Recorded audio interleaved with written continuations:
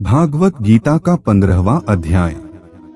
श्री भगवान बोले, संसार अश्वस्थ पीपल के समान है, जिसकी पुराण पुरुष जड़ ऊपर है और चराचर शाखा नीचे है। वेद इसके पते हैं, जो यह जानता है वही वेद का ज्ञाता है। इसकी शाखाएं ऊपर नीचे फैली हुई है। सत्व रज और तम गुण इसकी रस वाहिनी नसें, जिनसे पालन होता है। शब्द रूप इसकी डालियां है, पीछे कर्म रूप में प्रकट होने वाली इसकी जड़ें नीचे मनुष्य लोक में और भी नीचे तक चली गई है। पर अश्वस्थ का यह रूप, इसका आदि अंत और आकार संसारी प्राणी के ध्यान में नहीं आता तथा इसकी जड़ गहरी है। ऐसे इस पीपल को वैराग्य रूपी दृढ़ शास्त्र से काटकर वह स्थान ढूंढना चाहिए जहां से फिर लौटना नहीं पड़ता, और साथ ही वह विचारना चाहिए कि जिसमें वह पुरातन प्रवृत्ति उत्पन्न हुई है उसी आदि पुरुष की शरण हूँ। अहंकार और मोह रहित संग दोष को जितने वाले आत्मज्ञान से निरत, सब कामनाओं से दूर, सुख दुख नामक दृढ़ पदार्थ से मुक्त ऐसे ज्ञानी पुरुष शाश्वत पद को पाते हैं। जिसे सूर्य चंद्र या अग्नि प्रक्षित नहीं करते, वही मेरा परम धाम है। वहां जाकर लौटना नहीं होता। मेरा संतान अंश जोगलोक में जीव का रूप घर कर प्रकृति में स्थित पांचों इंद्रियों और छठे मन को उससे छुड़ता है। जैसे वायु पुष्पादि को गंध को दूसरे स्थान में ले जाता है, इसी पार कर यह देह स्वामी शरीर धरना करने के बाद जब उसका परित्याग इंद्रिया और मन को साथ ले जाता है, कान आँख चर्म जीभ नाक और मन का आश्रय लेकर वह जीव विषयों का भोग करता है। एक देह से दूसरी देह जो जाते अथवा एक ही देह में रहते समय अथवा इंद्रियों से युक्त हो विषयों का उपभोग करते हुए, इसको मूर्ख देख नहीं सकते, किंतु ज्ञान रूप नेत्र से वे देखते हैं। यत्न करने से योगी जन इसे देखते हैं, परंतु अज्ञानी यत्न करके भी इसे नहीं देख पाते। जो तेज सूर्य चंद्रमा और अग्नि में वर्तमान है और जगत को प्रकाशित करता है, उसे मेरा ही तेज जानो। मैं ही पृथ्वी में प्रवेश कर अपने तेज से समस्त जीवों भूतों को धारण करता हूँ, और इनमें भरा हुआ चंद्रमा बनकर मैं ही सब औषधियों को पोषण करता हूँ। मैं जठराग्नि होकर प्राणियों के देह में प्रविष्ट हूँ और प्राण वायु अपान वायु से संसुप्त होकर चारों प्रकार भक्ष्य भोज्य चोष्य लेहा से भोजन किए हुए प्राणियों के अन्न को पचाता हूँ। मैं संपूर्ण भूतों के हृदय कमल में निवास करता हूँ। मुझसे ही स्मृति ज्ञान और उनका नाश होता है। सब वेदों में जानने योग्य मैं ही हूँ। वेदांत का कर्ता और वेदों का ज्ञाता मैं ही हूँ। इस संसार में क्षर और अक्षर दो पुरुष है। जितने नाशवान प्राणी है वे क्षर कहलाते हैं, और उसमें कटस्थ अर्थात शौल शिखर के भांति स्थिर चैतन्य को अक्षर कहते हैं। किंतु उत्तम पुरुष परमात्मा विकार रहित सर्व नियंता वृद्ध मुक्त नित्य रूप तीनों लोकों में प्रविष्ट होकर धारण पोषण करता है, वह इन दोनों से अगल है।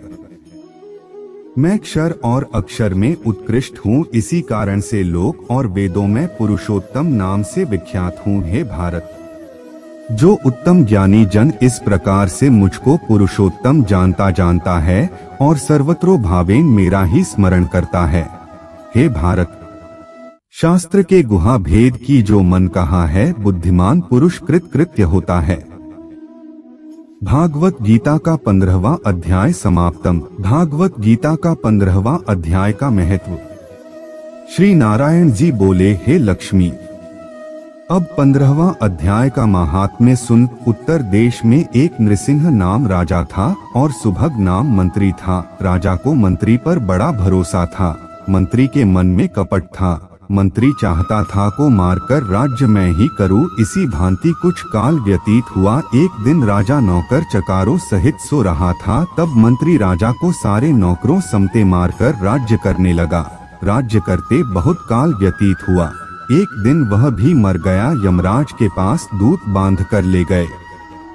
धर्मराज ने कहा, हे यमदूतों, यह बड़ा पापी है, इनको घोर नरक में डालो। हे लक्ष्मी, इसी प्रकार वह पापी की नरक भोगता -2 धर्मराज की आज्ञा से घोड़े की योनि में आया। संगलदीप में जाए घोड़ा भया। बड़े घोड़ों के सौदागर उसे मोल ले तथा और भी घोड़े खरीदकर अपने देश को चला चलते। दो अपने देश में आया, तब वहाँ के राजा ने सुना कि अमुक सौदागर बहुत से घोड़े ले आया है। तब राजा ने उसे बुलाया, देखकर घोड़े खरीदे, उस घोड़े को भी खरीदा। जब उस घोड़े को फेरा तब राजा को देखकर इसने सिर फेरा। राजा ने देखकर कहा, यह क्या बात है, घोड़े ने सिर फेरा है। तब राजा ने पंडित बुलाकर पूछा कि इस घोड़े ने हमको देखकर सिर फेरा है, इसका क्या कारण है। पंडित ने कहा, हे राजन, इस घोड़े ने तुमको सिर नवाया है। राजा ने कहा, यह बात नहीं कि दिन पीछे राजा शिकार खेलने को उसी घोड़े पर सवारी करके गया। वह घोड़ा जल्दी चलता था, राजा शिकार खेलता -2 बहुत दूर चला गया। उस दिन हाथों हाथ राजा ने शिकार पकड़ के मारी। राजा बहुत प्रसन्न हुआ। दोपहर हो गई, राजा जो तृषा लगी।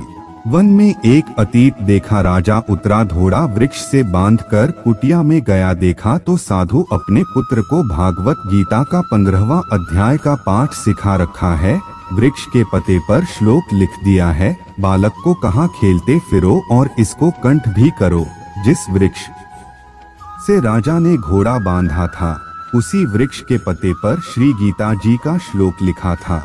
वह बालक पता लेकर खेले भी पढ़े भी। उस पते को घोड़े ने देखा, तत्काल उसकी देह छूटी, देवदेही पाई। स्वर्ग से विमान आए, उस पर बैठकर बैकुंठ को चला।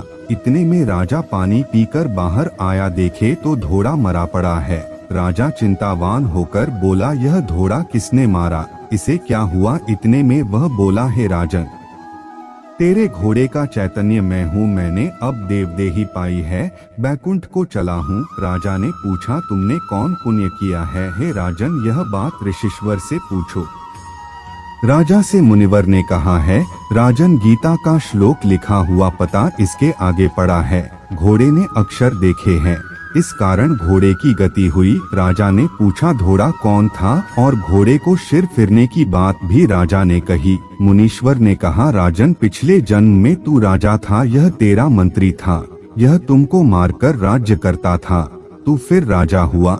यह मरकर धर्मराज के पास गया। धर्मराज ने इसे नर्क में जाने को कहा। बड़े नर्क भोगता 2 घोड़े के जन्म में आया। संगलदीप आकर तेरे पास बिका। जब इसने सिर हिलाया तब कहा था, हे राजन, तू मुझे पहचानता नहीं, परंतु मैं तुझको पहचानता हूँ। यह चुप हो गया। राजा ने विस्मित होकर दंड की पीछे लोग आए, मिले, सवार हो अपने घर अपने पुत्र को राज्य देकर आप वन को गया। तब श्री गीता जी का 15वां अध्याय का पाठ किया करे, जिसके प्रसाद से राजा भी परम गति का अधिकार हुआ। श्री नारायण जी बोले, हे लक्ष्मी, भागवत गीता का 15वां अध्याय का यह महात्म्य मैंने तुमको सुनाया है।